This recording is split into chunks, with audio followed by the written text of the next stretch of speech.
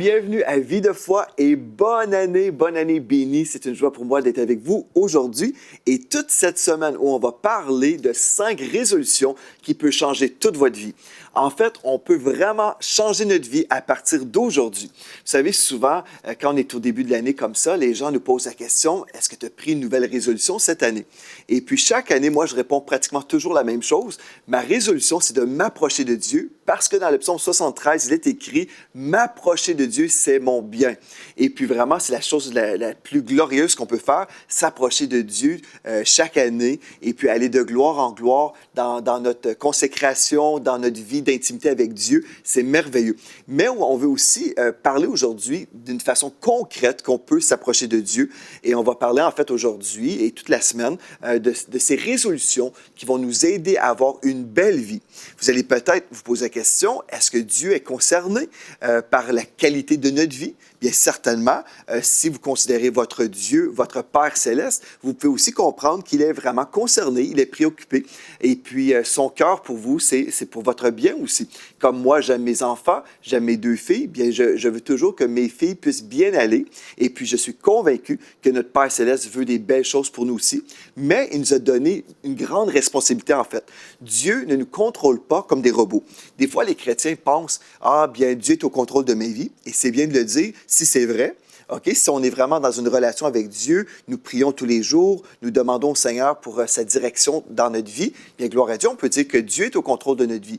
Mais si on prend plein de décisions constamment sans consulter Dieu, on peut se retrouver dans toutes sortes de problèmes et finalement, si on blâme Dieu, on dit, ah ben Dieu, voilà ce que tu as fait. En fait, non, Dieu n'a pas fait ces choses-là. Ce que Dieu fait, c'est nous diriger par son esprit. Et moi, j'aime beaucoup le psaume 23 qui nous dit, il nous dirige dans de verts pâturages. Et il ne nous amène pas dans des précipices pour se faire mal. Donc, on veut comprendre plusieurs choses cette semaine. On va voir vraiment que nous sommes responsables, nous avons une autorité spirituelle où on peut prendre des bonnes décisions pour notre vie. Et ces bonnes décisions peuvent commencer dès aujourd'hui.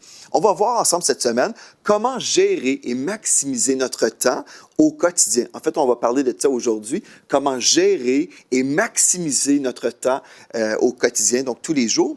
Dans notre deuxième émission, comment progresser avec certitude dans notre destinée. Donc, nous savons que Dieu nous a tous appelés à faire quelque chose dans la vie, mais là, on veut progresser et on veut être certain de progresser dans notre destinée. Est-ce qu'on peut prendre des résolutions cette semaine pour vraiment s'assurer de progresser? Absolument, et je vais vous montrer comment on peut le faire.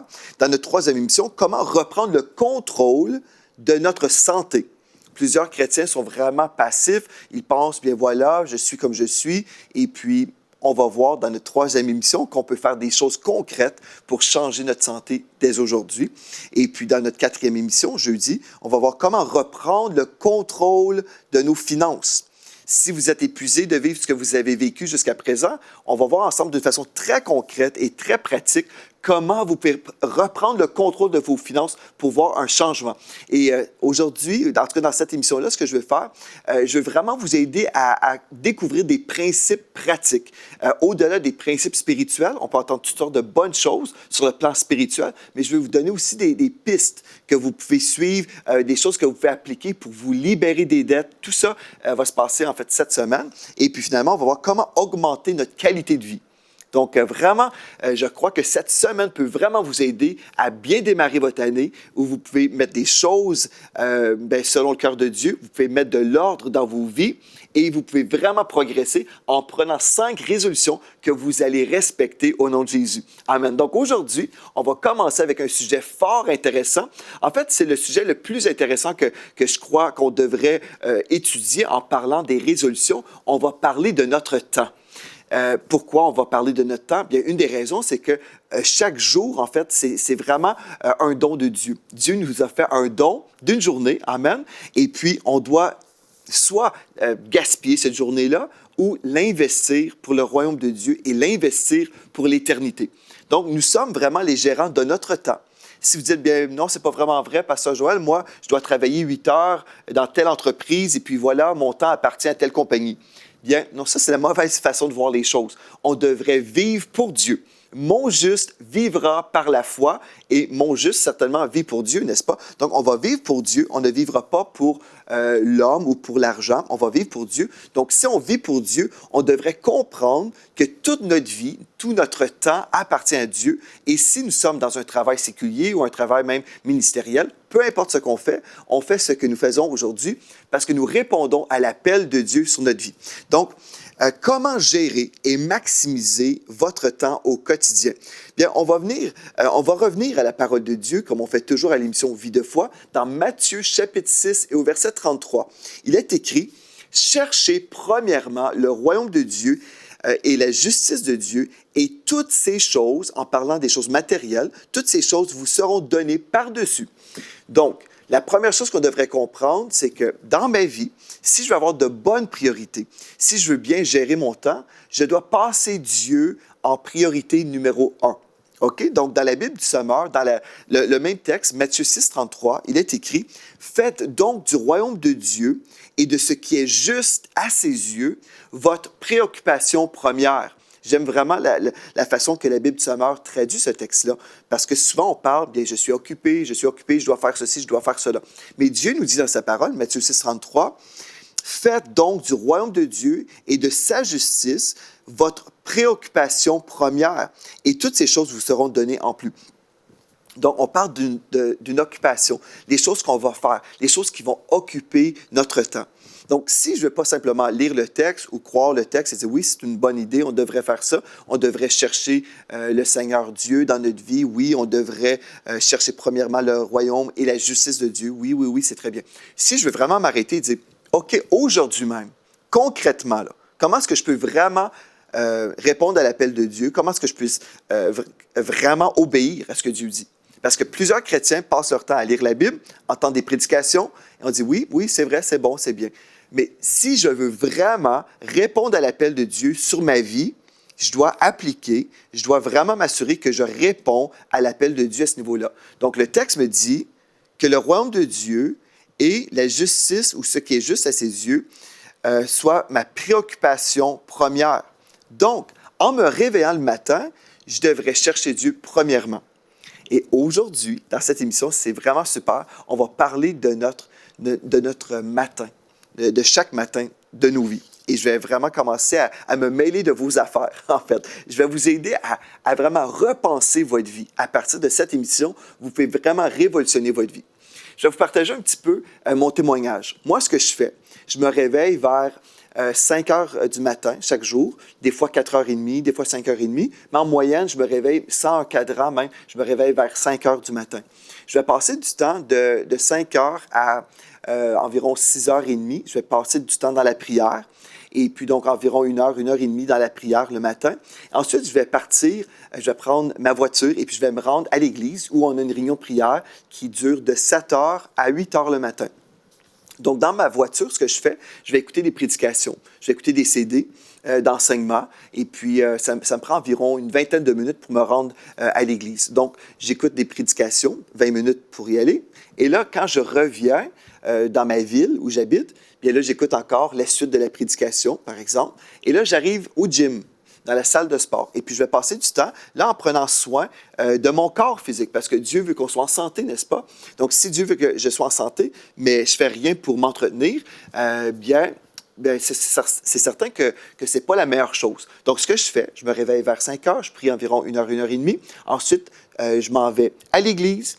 Et comme je suis en voyagement, là, je vais écouter une prédication. Donc, je suis en train de nourrir mon esprit avec une parole de Dieu.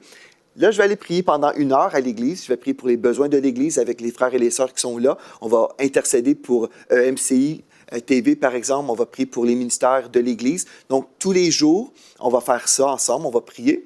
Et puis ensuite, bon, quand je rentre, après, je vais passer encore 20 minutes dans ma voiture où je vais écouter la suite de la prédication. Et là, rendu dans la salle du sport, là, je vais faire de l'exercice en écoutant encore une fois des prédications ou de la louange, des choses comme ça.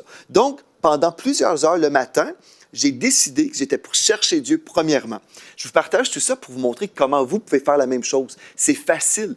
Si vous dites « Ah, me réveiller à 5 heures du matin », cela me semble comme totalement impossible. Mais j'aimerais vous dire que c'est vraiment facile. C'est facile. Et si vous dites, non, non, non, moi, je suis une personne, vraiment, je suis un couche-tard, là. Je ne suis pas un lève-tôt du tout. Mais en fait, vous pouvez faire des changements dès aujourd'hui.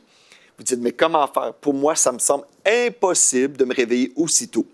Bien, ce que vous devez faire, c'est vous coucher très, très tôt. Vous allez vous coucher vers 9 heures le soir. C'est ça que moi, je fais. Vers 21 heures, je me couche. Et puis, à 21 heures, je suis vraiment fatigué. Donc, je me réveille pratiquement tout seul, sans le cadran, sans que mon téléphone me réveille.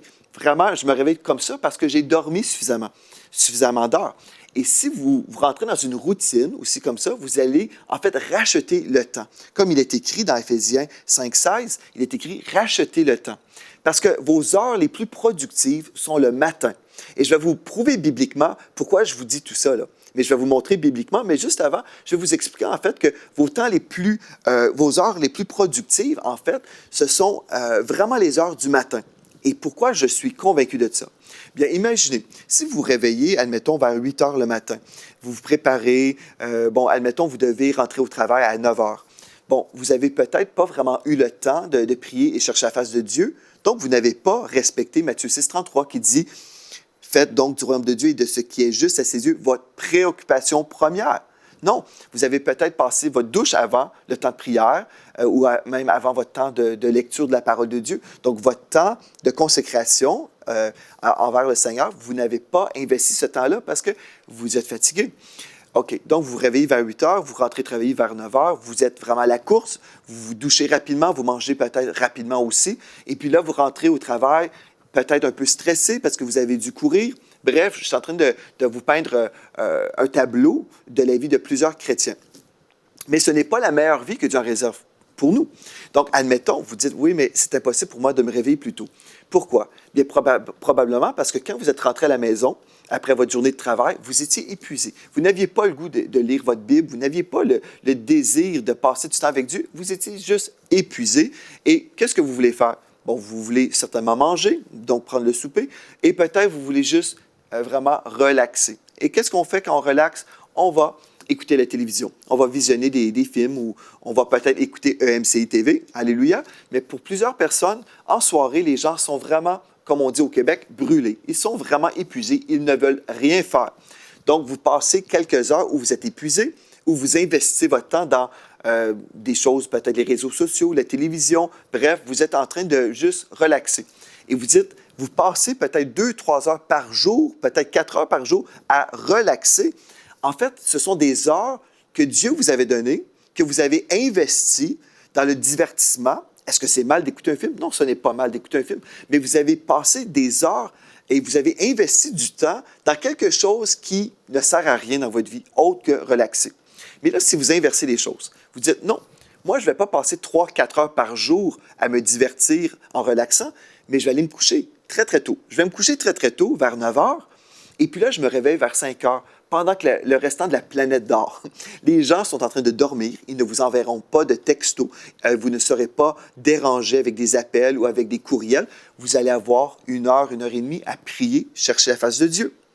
Et là, si vous pouvez prier dans votre église comme on fait dans notre église, bon, gloire à Dieu pour ça. Je sais que ce n'est pas toutes les églises qui le font, mais vous pouvez déjà même dire, bien, moi, j'ai tel projet, Dieu m'a mis à cœur un projet, par exemple, écrire un livre, peut-être je veux faire de l'école biblique, je veux faire des études bibliques, peut-être vous allez vous inscrire quand vous êtes frais. Vous savez, quand on vient de se réveiller, c'est là où on a plus d'énergie, où nous sommes frais et on est alerte. Donc, vous pouvez investir ce temps-là. Et là, vous passez votre journée au travail, vous êtes alerte, vous n'êtes pas stressé, vous n'arrivez pas à stresser parce que vous avez tellement d'heures devant vous. Admettons, vous travaillez à 9 heures le matin. Bien, je dis ça juste comme à titre d'exemple, mais là, vous avez le temps de prendre votre douche. Si vous voulez prendre 20 minutes à vous doucher, à chanter des louanges, à relaxer, si vous voulez écouter une prédication, vous voulez visionner quelque chose de MCI, vous pouvez le faire en mangeant, déjeunant. Et puis là, vous rentrez doucement au travail, vous n'êtes pas stressé, vous n'avez pas couru, parce que vous aviez des heures et des heures avant le travail pour vous préparer. Et puis, votre niveau de stress diminue. Si votre niveau de stress diminue, vous serez plus paisible, plus heureux. Vraiment, votre vie va changer. Et vous avez simplement pris une décision, c'était de vous réveiller tôt. Vous avez pris la décision de vous coucher plus tôt aussi. Et cette décision change votre vie au complet. Et si vous dites, ah, je ne pense pas que je vais y arriver, J'essaie de me coucher des fois 1 heure plus tôt et je n'arrive pas. J'ai du mal à m'endormir, même à 22 heures, Pasteur Joël. Bien, écoutez bien, moi, je vais vous donner un conseil. Vous vous couchez, admettons, à 21 heures. OK? J'ai prêché ça dans mon église. J'ai vraiment encouragé les gens à faire des changements et plusieurs personnes ont fait des changements pour le bien. Donc, vous vous couchez, admettons, à 21 heures. Et puis là, vous n'arrivez pas à vous endormir. Jusqu'à minuit le soir, vous êtes dans votre lit. Bien, vous vous réveillez quand même à 5 heures du matin. Et là, vous dites, ah, mais comment est-ce que je vais faire? Bien, vous souffrez une journée. Vous dites, bien, ça se répète une deuxième journée. Souffrez une deuxième journée. Après quelques jours, vous allez forcer votre corps, en fait, à vraiment se soumettre à votre volonté. Vous allez commencer à dire, non, moi, je me réveille à 5 heures, donc votre corps va déjà être fatigué. Après un certain moment, votre corps va être épuisé. Vous allez vouloir dormir dès 21 heures. Et puis, j'aimerais vraiment vous montrer bibliquement pourquoi c'est important tout ce que je vous dis. Déjà là, que le royaume de Dieu, la justice de Dieu soit votre préoccupation première, OK? Bien, bibliquement, on peut voir dans la vie de David, c'était le cas, du roi David, par exemple. Je vais vous lire un texte dans le psaume 5, verset 4 ou 5 aussi, dépendamment des versions, mais je vous lis maintenant à partir de la Bible, second 21, donc dans le psaume 5, verset 4, David a dit, « Éternel, le matin, tu entends ma voix. Le matin, je me tourne vers toi et j'attends. » Ceci veut dire que le roi David passait du temps avec le Seigneur dès le matin. Il cherchait Dieu premièrement. Si vous dites, « Wow, le roi David faisait ça, c'est vraiment intelligent, peut-être je devrais faire pareil. » J'aimerais juste vous dire aussi que la majorité des gens à succès dans notre monde, ce sont des lève-tôt. Des gens qui savent, en fait, qu'ils doivent racheter le temps. Ils ne sont même pas sauvés, nés de nouveau, mais ils savent qu'ils peuvent devancer les gens en se réveillant plus tôt, en prenant du temps d'étude, peut-être pas dans la parole de Dieu. Ils vont peut-être étudier dans leur métier, mais ils vont s'approfondir. Par exemple, je crois que Steve Jobs, qui était le fondateur de Apple, bien lui se réveillait très tôt, vers 4h30 du matin. Plusieurs chefs d'entreprise, en fait, se réveillent très tôt. On se dit pourquoi? Parce qu'ils ont compris, en fait, que le matin, c'est un temps de productivité pour vous et pour le royaume de Dieu. OK. Donc, David a dit, « Le matin, tu entends ma voix. » Mais pourquoi que David a dit ça? C'est parce que David est en train de prier, si Dieu peut entendre sa voix, n'est-ce pas? « Le matin, je me tourne vers toi et j'attends. » J'attends quoi? Une réponse de la part de Dieu. Donc, David l'a fait. Jésus, qui est notre modèle par excellence, le modèle divin, dans Marc, chapitre 1, au verset 35, nous lisons, « Vers le matin, alors qu'il faisait encore très sombre, il se leva, en parlant de Jésus ici, Jésus se leva et sortit pour aller dans un endroit désert où il pria. » Donc, Jésus se réveillait très tôt. Et oui, vous pouvez aussi argumenter et dire, oui, mais Jésus priait parfois la nuit aussi. C'est vrai, on a même des nuits de prière à l'Église. Bon, donc, est-ce que je suis en train de dire, par exemple, si vous travaillez de nuit, que bien, tout ce que je suis en train de dire ne peut pas fonctionner pour vous? Non. Mais par contre, je peux dire que vraiment, si, admettons, vous travaillez de nuit, vous devriez quand même chercher Dieu premièrement, tout dépendant de votre cédule. C'est à vous de voir comment vous pouvez appliquer le principe spirituel que je suis en train de vous enseigner aujourd'hui. Mais vous cherchez premièrement le royaume de Dieu, vous verrez que Dieu va bénir toute votre journée. Donc, on voit ici Jésus vers le matin, alors qu'il faisait encore très sombre. Ceci veut dire même le soleil n'était même pas encore levé à ce moment-là. Il se réveillait dans un petit coin tranquille, un endroit désert où il pria. Donc, le matin, c'est vraiment le moment le plus productif d'une journée. Vous avez sûrement entendu aussi parler du récit dans la parole de Dieu concernant la ville de Jéricho et la muraille qui s'est effondrée.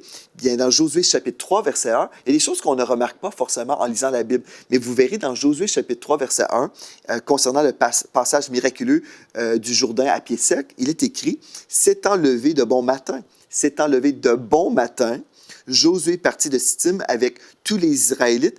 Ils arrivèrent au Jourdain et passèrent la nuit là avant le traverser. » Donc, ce jour miraculeux, encore une fois, on voit le matin, c'est un temps stratégique. Et dans Josué chapitre 6, versets 15 à 16, il est écrit le 7e jour, ils se levèrent de bon matin, dès l'aurore, un peu avant le lever du soleil. Ils firent de la même manière, 7 fois, le tour de la ville de Jéricho, ici. Ce fut le seul jour, ils firent 7 fois le tour de la ville et finalement, ils ont poussé des cris de joie et gloire à Dieu. Ils ont eu une grande victoire. Et puis, vous connaissez sûrement le récit que vous pourrez lire dans Josué chapitre 6.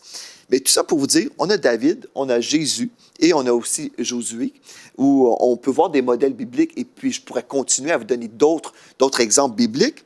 Tout ça pour dire que on a le choix aujourd'hui, on peut prendre la décision. Moi, je veux vraiment faire des changements dans ma vie. Je suis épuisé d'être épuisé. Peut-être vous passez votre journée à bâiller, vous êtes fatigué, peu d'énergie, et puis vous êtes peut-être pas très, très engagé au niveau de votre relation avec Dieu. Peut-être vous avez du mal à prier. Peut-être vous avez du mal à vraiment faire des études bibliques. Je comprends. Si vous vous réveillez très tard, vous allez travailler, vous rentrez, vous êtes déjà épuisé, vous avez une journée dans le corps. Là, le soir, qu'est-ce que vous voulez faire? Vous voulez manger en arrivant à la maison, peut-être, certainement. Passer un peu de temps en famille. Peut-être vos enfants sont là, vous avez besoin d'aider vos enfants à faire des devoirs de l'école. On fait appel à vous, vous êtes sollicité pour plein de choses, vous recevez des appels. Finalement, vous êtes épuisé et vos meilleures heures ont été données au sommeil, en fait, parce que vous avez, parce que vous avez écouté peut-être la télévision le soir. Finalement, le matin, vous perdez des heures. Et puis, je crois, si Dieu nous dit « rachetez le temps », ça, c'est un verset qu'on entend souvent concernant l'évangélisation, puis c'est vrai, on devrait vraiment saisir toutes les opportunités pour évangéliser, mais on devrait comprendre aussi que nous sommes si temporaires. Nous sommes ici pour peu de temps. Dans le psaume 144, au verset 4, il est écrit « L'homme est semblable à un souffle.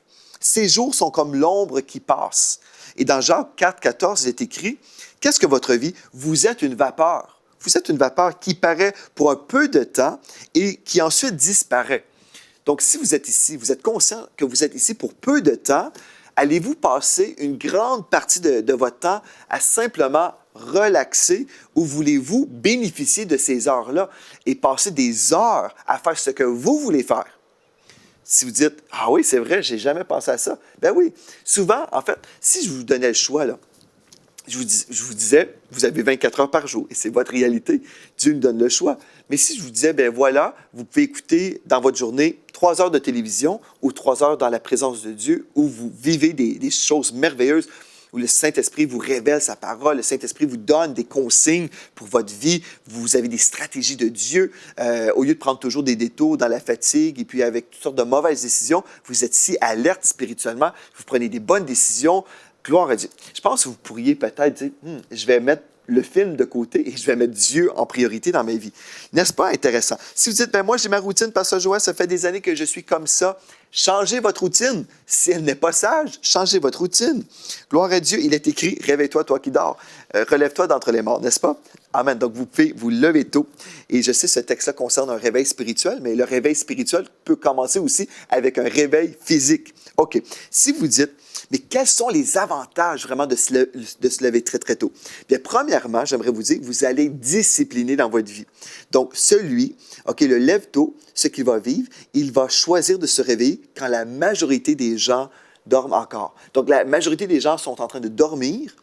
Les gens, c'est ça, ils vont dormir, mais vous êtes en train de faire quelque chose que vous voulez faire. Peut-être, ça fait des années que vous avez un rêve, je vais écrire un livre. Bien là, vous pouvez prendre 1 heure par jour, tous les jours, 5 heures par semaine. Et là, admettons, ou 7 heures par semaine, dépendamment de vos jours de travail. J'espère pas plus que 6. Mais vous prenez le temps de faire les projets que vous voulez faire. Votre premier projet, c'est vraiment de rechercher Dieu, certainement. Donc, le lève-tôt sera plus discipliné que la majorité des gens. Le lève-tôt sera rafraîchi. Sa constance au niveau du sommeil le renouvelle. Il se sent en pleine forme parce qu'il dort bien. Et en passant, si vous dites « Moi, je ne dors pas bien, Pasteur Joël », arrêtez de le dire. Moi, je dors toujours bien. Même encore ce matin, ma fille Floramé me dit « Bon matin, papa. » Je dis « Bon matin. » Puis là, j'ai dit à Floramé « T'as fait un beau dodo, t'as bien dormi? » Et puis elle me dit « Oui, toi, papa. » Elle dit « Ah non. » Elle dit « Je m'excuse, je ne devrais même pas te poser la question. Je sais que tu vas me dire que tu as bien dormi. » Pourquoi? Parce que je le dis depuis des années. Je dis « Je dors bien dans le nom de Jésus. » Et vous pouvez dire la même chose. « Je dors bien. » Alléluia. Donc, vous allez être rafraîchi. Le lève-tôt sera aussi prévoyant. Ça, c'est une chose hyper importante. Il a le temps de prévoir et de se préparer pour des situations diverses dans sa journée.